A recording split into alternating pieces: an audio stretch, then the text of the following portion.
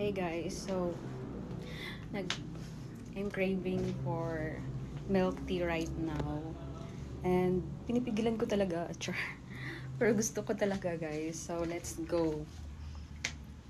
Gutom na ako, but let's buy na muna. Tingnan natin kung merong mga milk tea shop dyan sa labas. Maglakad-lakad muna tayo. Let's go. So guys, bumili na tayo. Kakauwi pa lang. And ayan.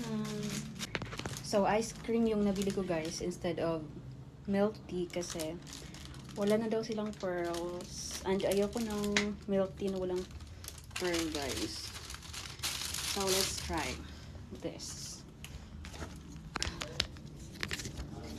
Actually, hindi ako magastos today kasi binawi ko naman sa food ko kasi gulay lang yung ulam ko.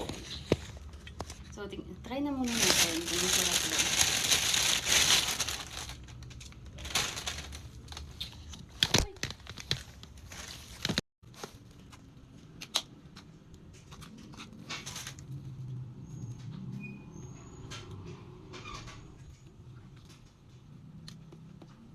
₱120 guys. Sakto lang. Kain mo na akong rice. So, share ko na lang din sa inyo guys na since ako lang mag-isa dito sa room ko. So, sa side ako kumakain guys. So, naglalagay lang ako ng something dyan. Tapos, kakain na ako. So, ito yung dinner natin.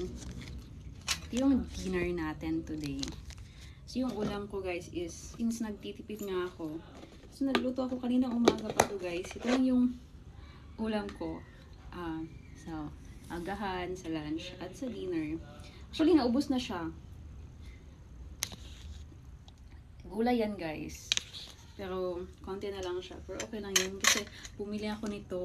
So, balance-balance din. Para, tipid-tipid.